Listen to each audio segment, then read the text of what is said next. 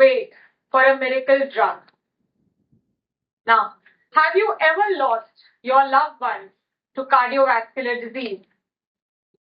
I have. In 2012, I lost my mother to cardiovascular disease. And in that one moment, I sat in silence and I thought to myself, was this really preventable? Could we have done things differently? And it also gave me the true purpose in my life.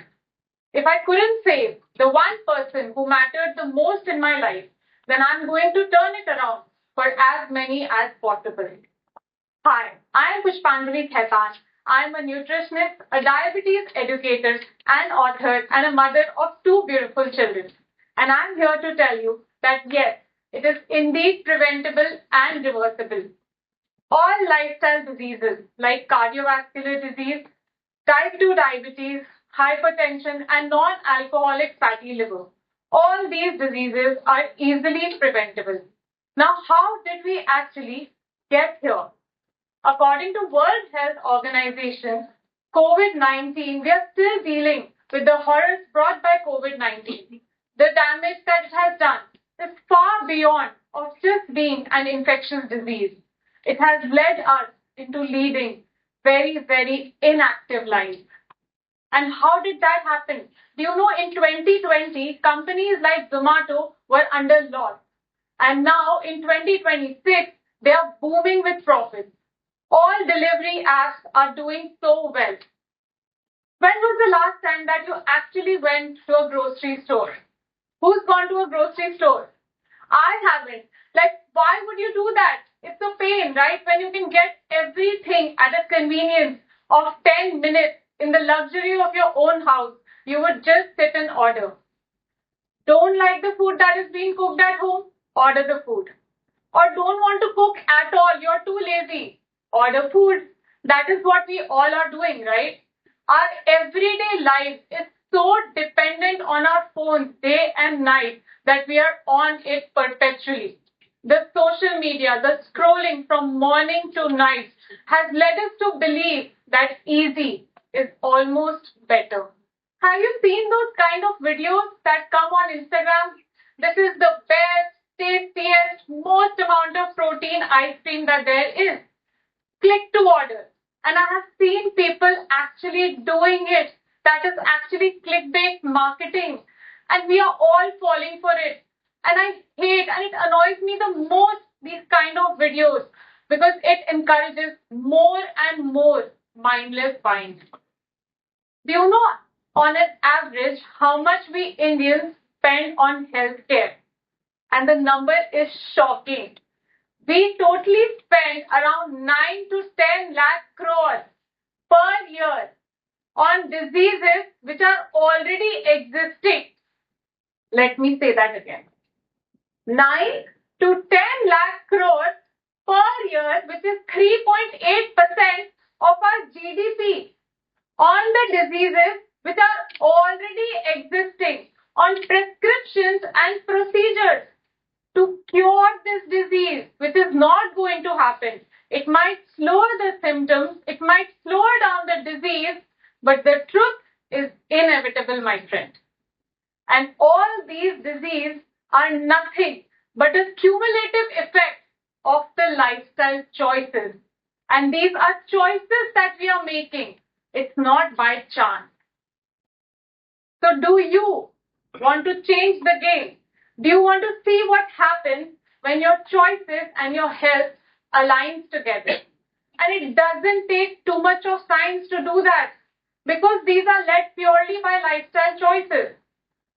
Now let's say this. There are 4 major factors which actually gives in these factors. 4 major. Number 1 is food. Now we all know that food is the primary aspect if you want to change your life around. It starts with food, right? And I'm not talking about those fancy diets. People think that diets are always too fancy to follow or it's literally eating nothing. But it's not that I'm talking about. Now, food is something that is directly connected to our emotions.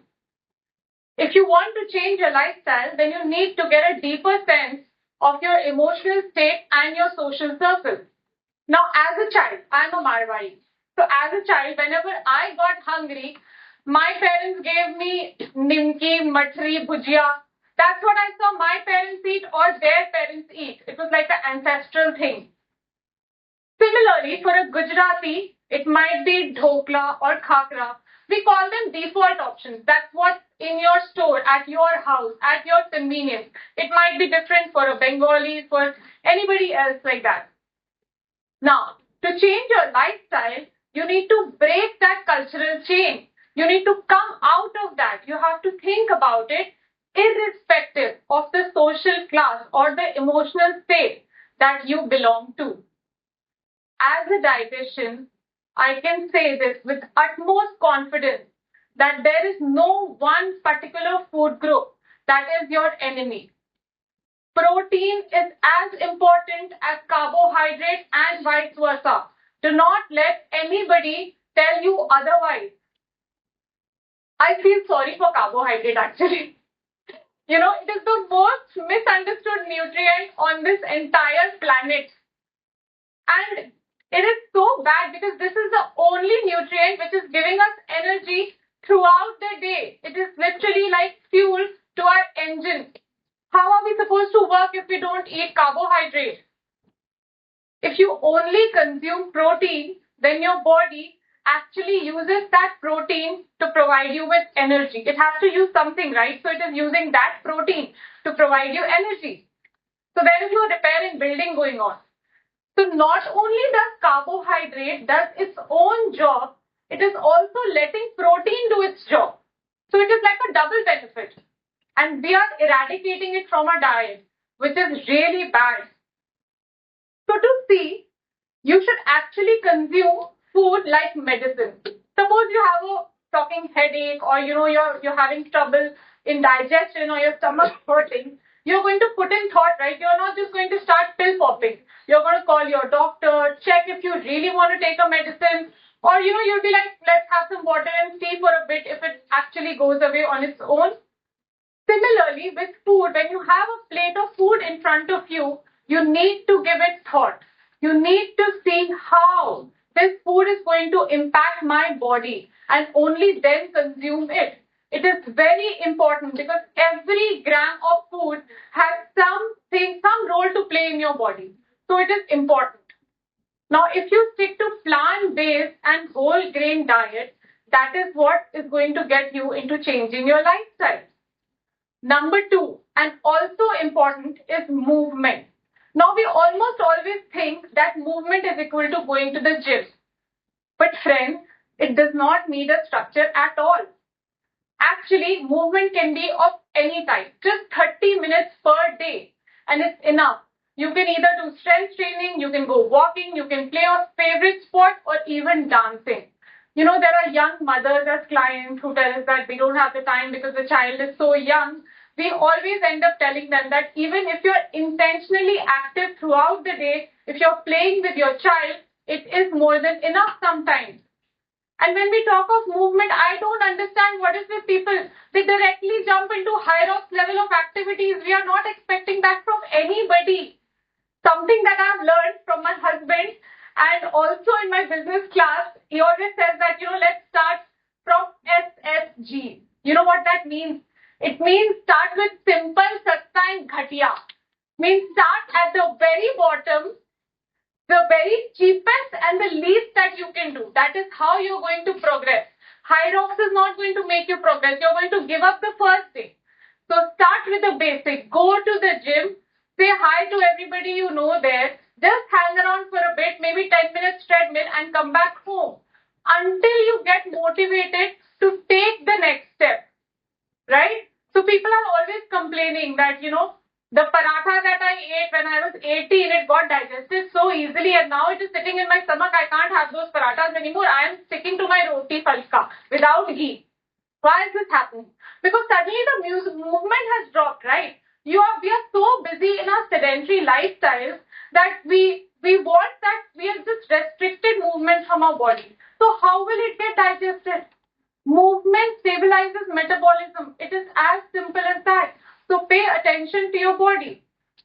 Third, and also an important factor which we tend to ignore, are the social nudges. Now, what are these social nudges? So I live in a society which has around 1,600 apartments. Imagine how many people. But the only people I know are the people who go to the gym. I call them the gym goers. We do not meet outside of the gym. But if I miss a workout, oh my God, the questions the next day when I go, where were you? Why didn't you come for your workout? You went to the mall. There are like 2,000 questions coming up from them. So they are my silent motivators in life. And you need such people in your life all the time. You know, it's not easy. You are with the people, like you become what, you hang out with people. How many of you here smoke? Any smokers? Yes, I see a couple of them. Do not hang around with them. You will eventually end up becoming a smoker. So you want to hang out with people who go to the gym so that you start going to the gym. Right?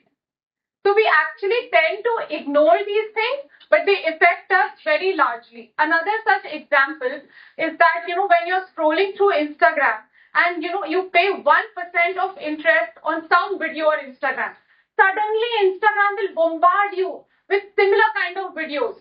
Like I'm going on a trip right now to some country. I've watched one video. My entire feed is full of that. So similar, this is how Instagram algorithm works, right? Similarly, in life, if you pay 1% interest on healthy habits, the universe's algorithm is going to bombard you with opportunities to make you healthier, right? So the fourth and most important point is actually mental health. Now, for the longest time, mental health was sheltered. But now it's not. We all know, we talk about openly. What happens is that our gut is related to our emotions that we feel. We all know that now, right? It's almost like spoken of. But what we don't know is that our gut is made up of trillions of bacteria and they make up the gut microbiome. And this gut microbiome reacts to our emotions all the time. Whether it's not only responsible for digestion, it is responsible for your hormones, your sleep, your stress, everything in your body. So you need to keep it happy all the time because there is a potential chance that it can lead you into a vicious cycle. Suppose you're in a bad mood, right? The bad mood can lead you to overindulgence. The overindulgence can lead you to, feeling guilty about it. The feeling guilty will make your cortisol level rise. The high cortisol level will lead you to a bad gut microbiome and the bad gut again to the bad mood. So you do not want that in your stomach.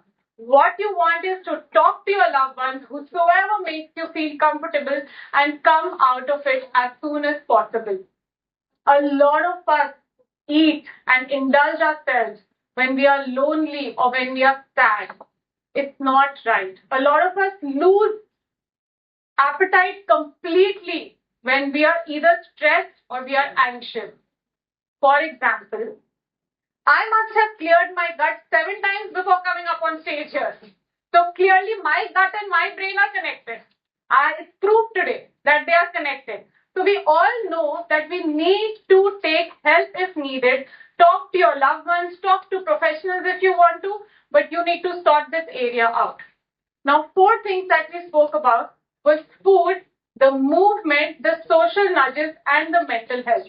Now, all these 4 factors, when aligned together, that is when the healthy choices begin. That is when you can see the improvements kicking in.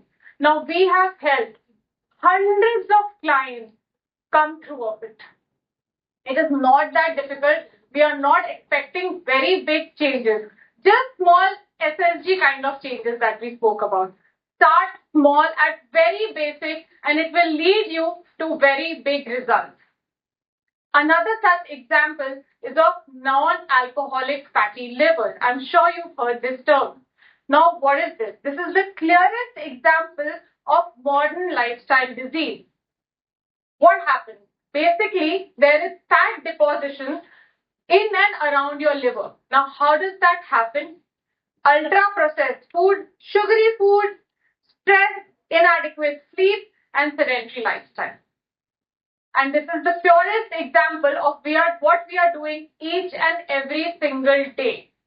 And we have helped clients who've been in grade 2 and grade 3 fatty liver come out of it. Even medication cannot do it so quickly, but lifestyle and diet intervention can.